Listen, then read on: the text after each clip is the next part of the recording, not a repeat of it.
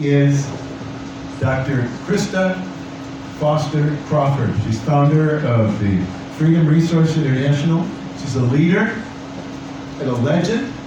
She's a powerful advocate against human trafficking, and I'm not taking any more of her time. Christa. Thank you so much.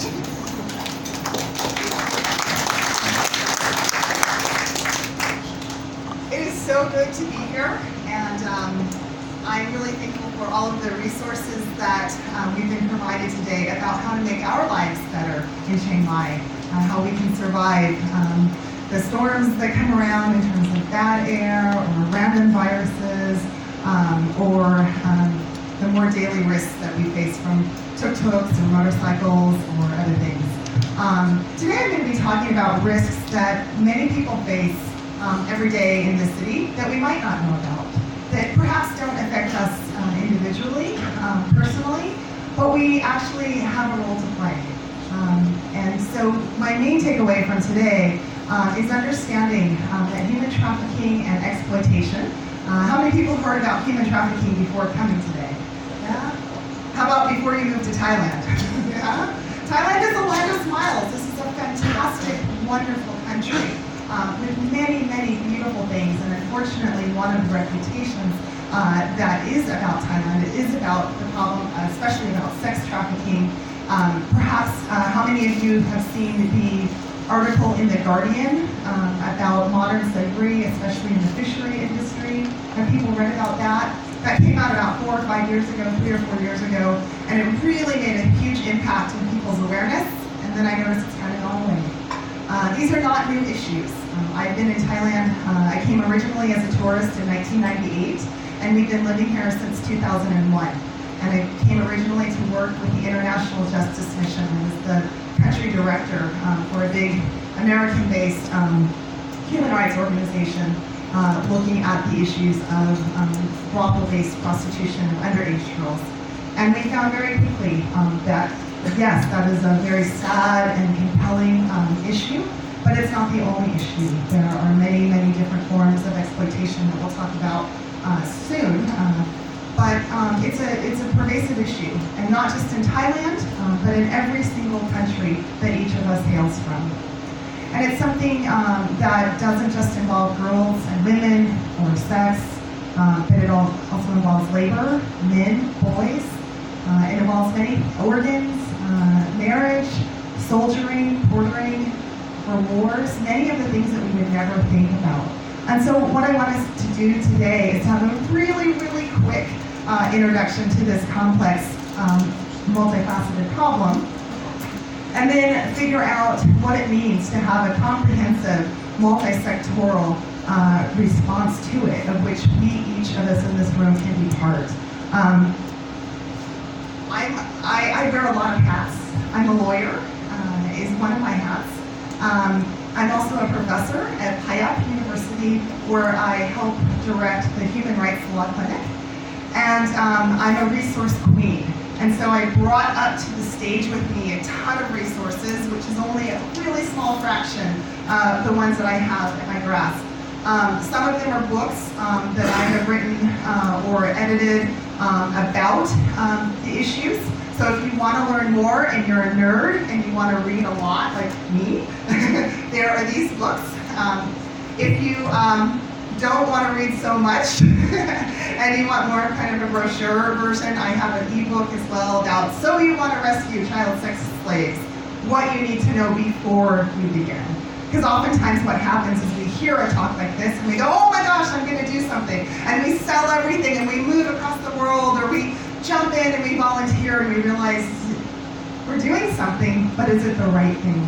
And so I'm really here as a resource for all of you, for you individually, as well as if you represent organizations.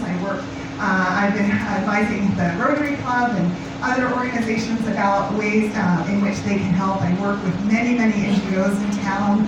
I run trainings and whatnot, and I also teach. And so I wear a lot of hats, but my main purpose in life is to help people like you understand about these complex issues and then come up with ways that we can respond well to them. Before I go into the problem itself, I want to tell you about 2 opportunities if you do want to learn more. This is such a really short time to introduce you to a big issue, but the good news is in February, mid-February, most likely February 14th, which is a Friday, we'll have a training course. It's Module 1, a multi-week training course about human trafficking in this region. And so all of these highlights that you're going to see today, if you want to dig deeper, come to that. Some people in this room, Shane and others, have been to Module 1 a year or 2 ago when we had it. And so we're going to restart that process. And that'll be something that we'll do probably quarterly, roughly. I also host Connecting for Freedom talks. And so if this is an issue, again, not just sex slavery, but any kind of exploitation, migration related, Burma issues, all of these issues, citizenship, human rights, all of these issues really compound and work together with one another for harm. And how much more so do we need to be gathering together for good? And so I traveled a lot last year, speaking at Microsoft and governments and schools and other organizations. So I was on the road so long last year that I didn't have to do a 90-day report for 18 or 20 months, which was really nice in terms of not having to hang out at immigration. But it was also meant that I didn't get to do all of the things in Chiang Mai that I normally like to do. So this is the restart, right? It's 2020, it's the beginning of a new year, and so there are going to be plenty of opportunities for if you would like to delve deeper and connect with others interested in these issues. I really want to invite you to that. Also, March 6th, another Friday, we have tentatively scheduled with the Rotary, the International Rotary, to have an awareness event on child slavery. And Jerry from Rotary is the person to talk to about that. We're going to work out the details, but that'll be at Payap's Center for Human Rights Law as well. So that's my caveat, okay? So now I'm going to do a brain dump. And when you say, wait, I want to learn more, you've already heard the advertisement for where you can go to learn more. And I have a website as well. It's up here, freedomresource.org. And so many of the resources, either you can access through that portal or you can connect with me through that. All right, ready? Take a deep breath. Ready to go? The good news is there's no test. So what is the problem? Well, maybe you've heard of some of these terms. Modern slavery, human trafficking, CSEC. That means child sexual exploitation. There's new acronyms that have to do with online sexual exploitation. These problems and these issues are evolving all the time. And what do we mean by those words? Again, if you come to one of those courses, we'll spend hours picking apart the definitions. I teach graduate level courses, and we literally spend 3 sessions figuring out what all of those words mean. And the distinctions between them. And there are important distinctions, just as we learned about the ambulances, right? And you know, okay, if I have a cut on my foot, I need this level of care. If I'm having, a stroke or a heart attack, I need this level of care. If I'm having a catastrophic event on a motorcycle, I need this level of care. Same thing. These are different levels of intensities and problems and whatnot, and those differences matter. But regardless of the kind of harm that we face as individuals, it's all hurt, right? Same thing with this. They are really important differences when it comes to advocacy and lawmaking and government responses, but they're all forms of harm that matter. And so the problems, regardless of what you call it, the problems are complex. They're multidimensional. What do I mean by that? Well, as I mentioned before, there are different kinds of exploitation. Exploitation for sex is the sexy one. That's the one that hits the headlines. The not so sexy one, labor exploitation, right? Plain old generic, not paying people what they're due. Making people at work way too many hours for way too little pay. Having to work in inhumane conditions. Not just the AQI is bad inside, but there's no access to fresh air or to sleep or other things like that. That's where the Guardian article about the shrimp slavery just really made a profound impact. It's actually been going on. I've known about it when I worked at the United Nations in the early 2000s. But thankfully, finally, people started to realize, oh, this counts too. This matters also. Marriage, adoption, surrogacy. Did you know that there is actually human trafficking for surrogacy? Cambodia is a big place, Bangkok as well. War. Do you know what country has the most child soldiers in the world? It's not someplace in Africa. It's right next door in Myanmar. So all of these and more are various types of human trafficking and modern slavery and other forms of exploitation. So it's multidimensional. And there are various levels of force. And we could debate all day about this. Some people are 100% force. There's a gun to the head. If they don't do this, they will die. If you don't do this, I will kill your family, right? Clear evil, clear harm. There's also, I'm sure each of you can tell me, yeah, but I met this girl or I met this boy and they're doing it to help their family and da-da-da-da, and they're totally there by choice. Great. I believe it. I've met some people who are there by choice, 100%. But the majority of people in my 20 years nearly of working on the field on this issue and more years studying it, has been overwhelming majority of people are in that messy middle, right? I've chosen this, yes, but what are my options? And so a big part of what you and I can do is help to expand those options, right? And the causes are also very multidimensional. They include things like culture and family and economics. Migration law plays a huge area in this. You think we have it hard of having to keep up with changing procedures. At least we all get to be here legally. For many of the people, the majority, overwhelming majority of the people who are trafficked and exploited in this region, it's in the context of labor migration. They're coming from countries like Burma, where there are significant human rights violations. There is weak law enforcement and protection of people. There are no jobs. There are no options. And so they try to come to Thailand or other places, and they are not entitled to be treated as refugees. And so they're just economic migrants. Again, think about your home context. How do we treat economic migrants in the US or in Europe or in North America or in other parts of the world? How do we do it? In Australia, right? You know what I'm talking about in Australia. And so in that context, people are more subject to exploitation. They're extremely, extremely vulnerable. And so when we think about addressing these problems, we need to work with all of these different levers. And gender plays a huge, huge role in this in terms of vulnerability. But also, and that's obvious in terms of women and girls, but also in terms of men and boys. Many of those men and boys languish on those boats, working for years at a time, literally never being allowed off of the boat, threatened at gunpoint if they didn't keep working. They signed a contract. They're like, okay, yeah, I'm coming from Burma. I'm fleeing abuse or oppression. Many of them are Rohingya.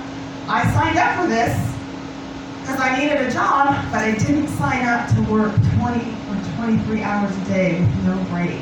And if I complained, they put that gun to my head, or they put the gun to my friend's head and tell the truth. And so we need to be looking at all of these different factors and the fact that men and boys are often ignored because of it. We think, oh, they're not vulnerable, or these women are not vulnerable.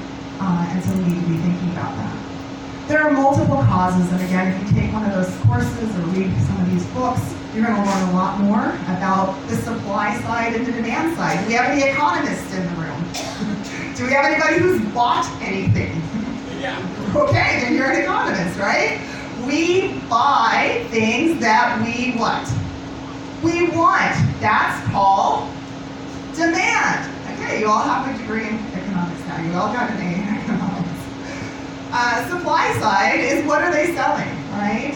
And so as long as we have a demand for cheap sex, cheap goods, cheap whatever, organs, cheap whatever, there's always going to be a supply. And so many of the interventions focus on the supply side. How can we make people less vulnerable? That's fantastic.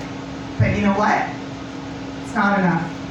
So we need to look at our own side. How do we play a role in demand?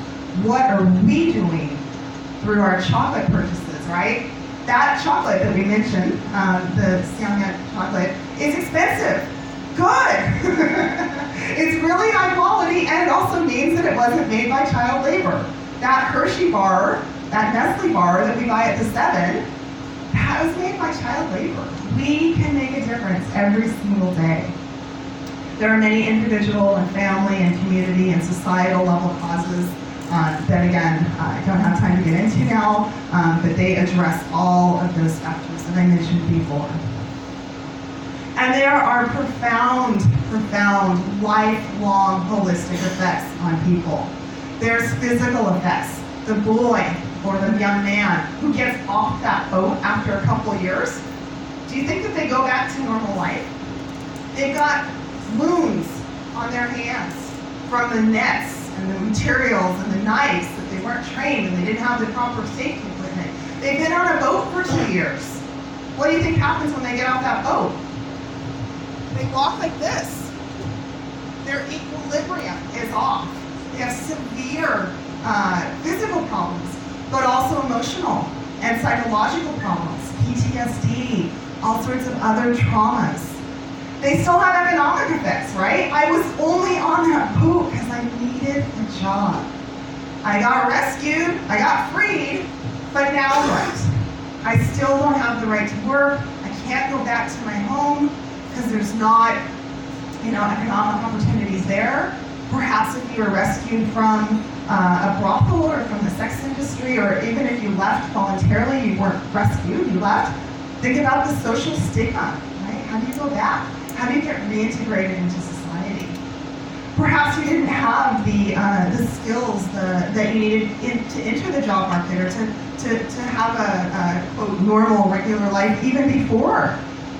Many people are coming out of situations of domestic violence, abuse, head trauma, other things that have made the lack of education, and lack of some cognitive issues.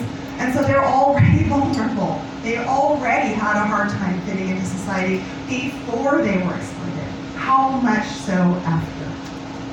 And so all of those effects need to be addressed. And there are some NGOs in town, and as well as other government organizations and others that are doing great things to address all of these sides. But there's some gaps. And how can we ourselves help fill them? Just as the problem is complex, so also must our solution be. It's got to be comprehensive. All of those complex causes, guess what? Most responses only address a slim part of it, mostly on the supply side, the victim side. It's got to be multi-sectoral, and it's got to be strategic. We can't just haphazard hope that it all goes better. I wrote an article in one of these books about, or a chapter in one of these books about the need for coordination.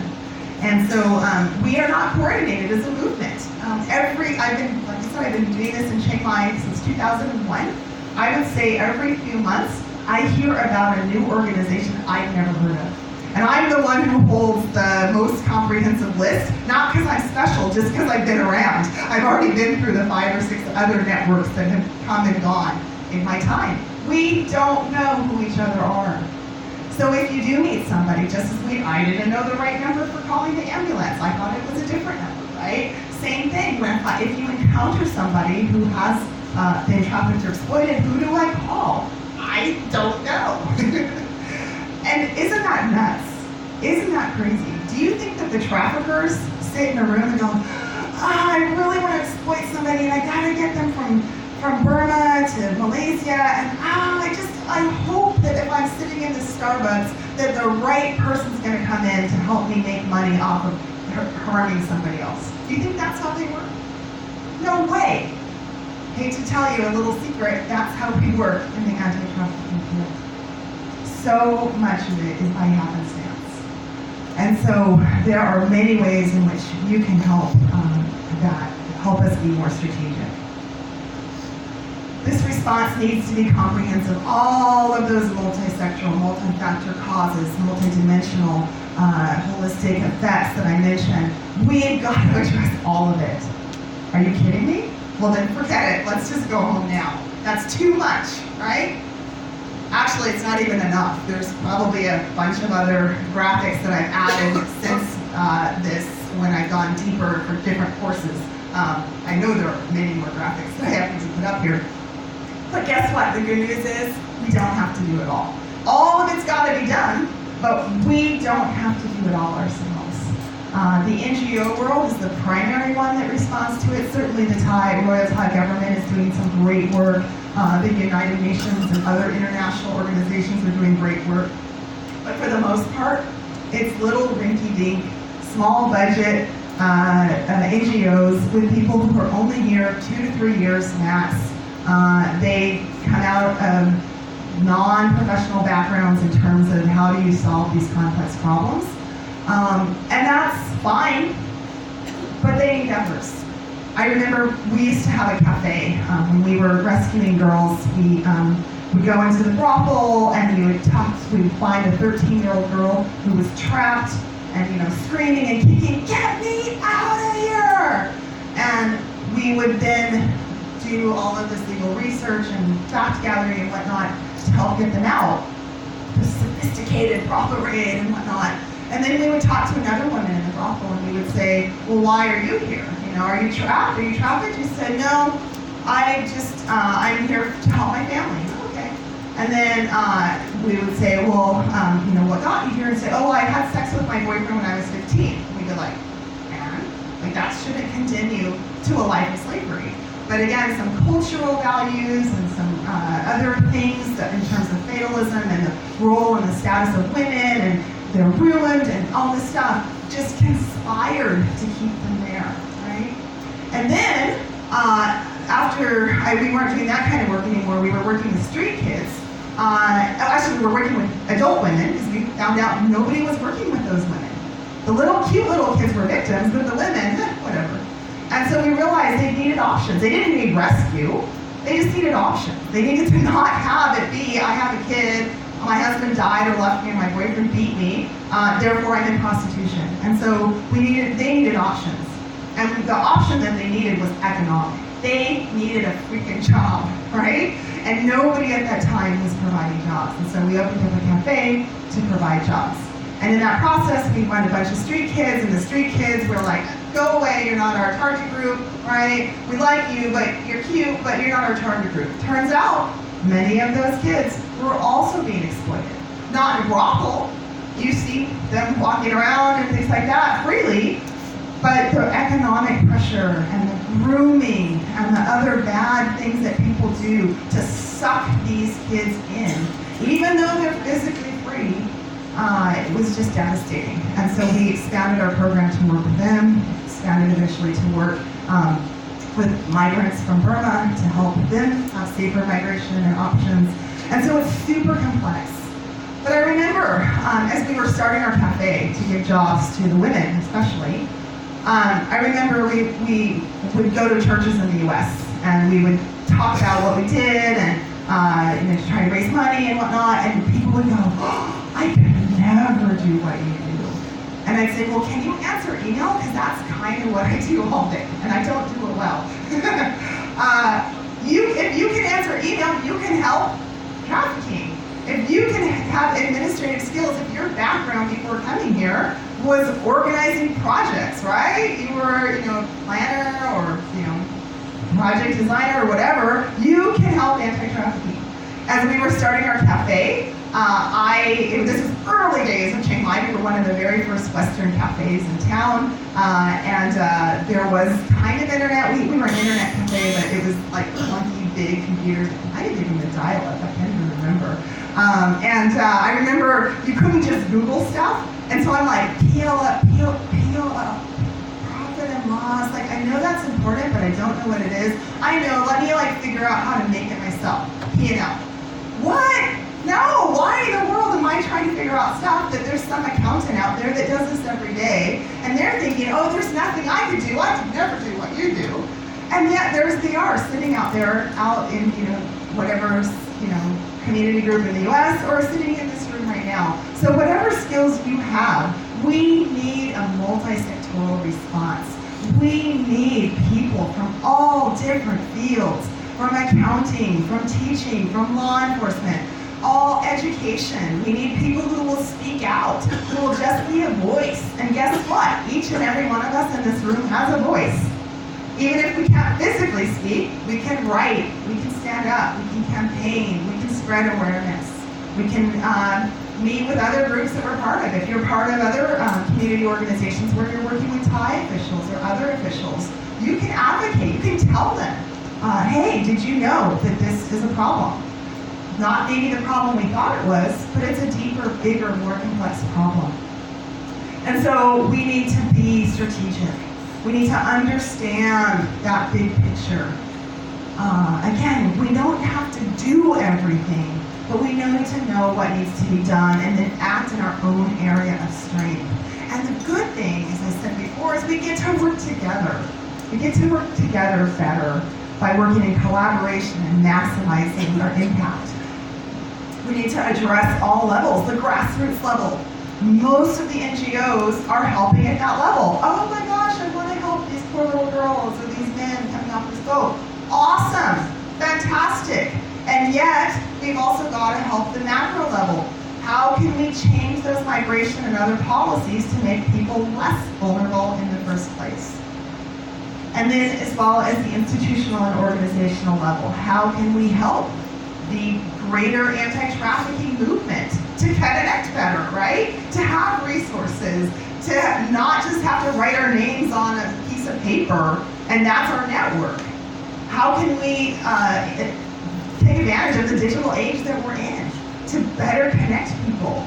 How can tech people create, use Bitcoin and other emerging technologies, or blockchain rather, use blockchain and other emerging technologies for freedom? There's some exciting things that are going on at that macro and institutional level that are so exciting that all of us can tap into with our levels of expertise, but we gotta know. And so how can you help fill those gaps? Learn more is the first one. And as I said, there's several opportunities for you to learn more about the theory, but it's not about the theory only, right? The theory only helps us to recognize that there's a problem. We need to know, how does that problem impact our individual lives today? And when you go to the store, it impacts. When you walk into the 7, ding dong, you have an opportunity to make a difference for good or for bad, just by the way that you spend your money. Did you know that these are only a few of the products that are made by slavery, by modern slavery? Some of them I was quite surprised to find out about. Many of them I got on my own body, or in my own pocket, or in my own home. There's a book that says, I don't want to wear other people's oppression in my clothing, or consume their tragedy with my coffee, or trod on their dreams with my shoes.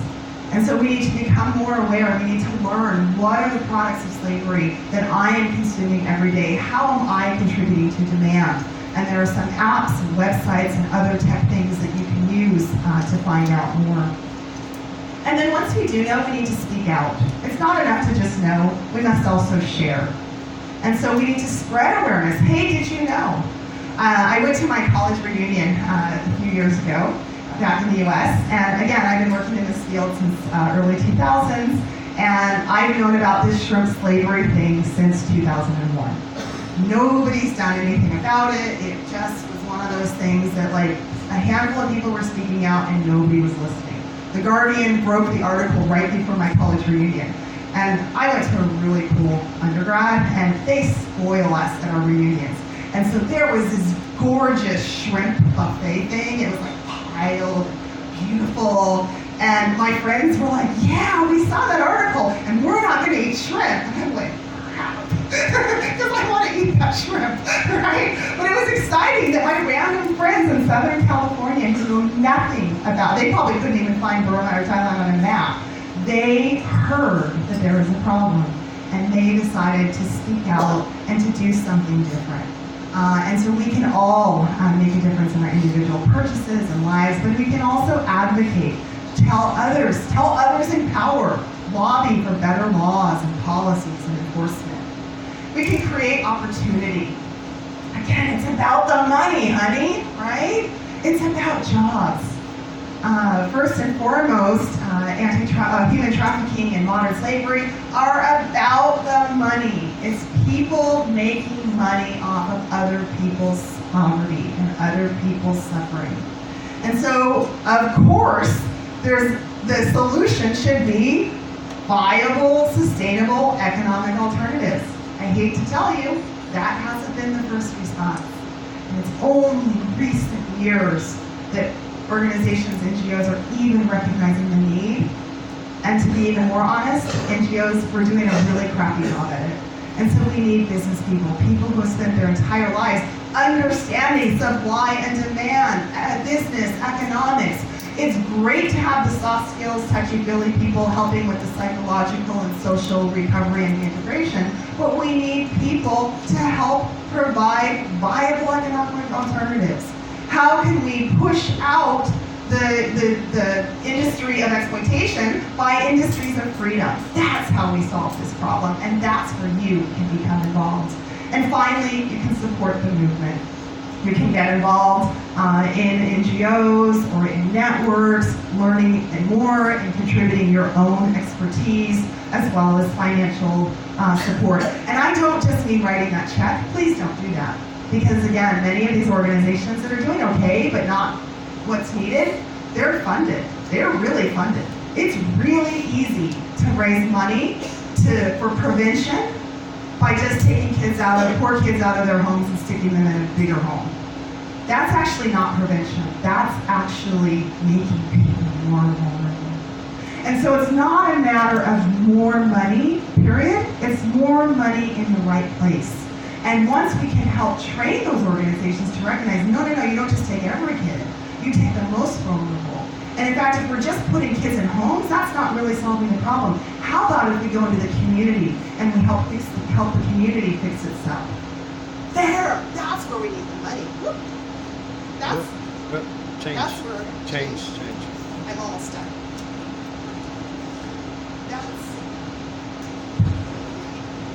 That's where we need the money. Guess which one is easier to raise money for? Strategic response or knee-jerk heartbeat response? Yeah. Keep the heart. I want you to have a heart for this, but I want you to use your head also. And let's invest our money, let's invest our time, let's invest our skills in the areas where we can make the best response. And so, my organization is called Freedom Resource International. I told you already what we do. But I just want to encourage you to refer people who need that capacity building. If you're already involved with a children's home or whatnot, there are so many ways in which, not just myself, but I can connect you with others who do capacity building, who do trainings and things like that. If you're a business that wants to employ people, awesome. Guess what? If you just take somebody off the street, it's not going to work. So we have resources. There's an entire Freedom Business Association that comes alongside, helps encourage businesses and bridging those leads. That technical support, as I mentioned, whether you're an accountant or a tech IT person or whatever, there are many, many ways. And then connecting the financial resources to the right place. I'm probably out of time, but I will definitely be here afterwards and be very happy to answer any questions. As I said, my contact information is up there. I suck at answering emails, so if anybody has administrative skills and wants to volunteer with me to up my capacity in that area, as well as the trainings and other opportunities, I would love for people to join my team. Thank you so much. We got a couple of minutes for questions. Ellen's got a mic in the back. Raise your hands.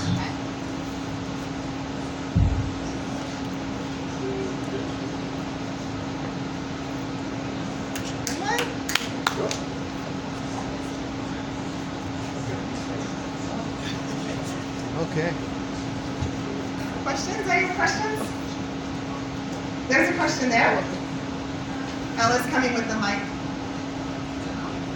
Do people have to have a volunteer visa to help you? Excellent question. So that is a question for the visa people. Any exertion of energy is work. If a lot of my work is very informal, and so my guess is that if you want to help me with emails and things like that, you're already sending emails currently. If you are planning to volunteer though, or to start your own organization, do not do that on a retirement visa. I know organizations that have gotten kicked out and actually people put in jail because they were trying to do this stuff without the proper visa. So yes, that's a great question. Do the right visa. But for casual, just kind of that kind of thing, it's usually not an issue. Any other questions? There's one up there. And this top table here.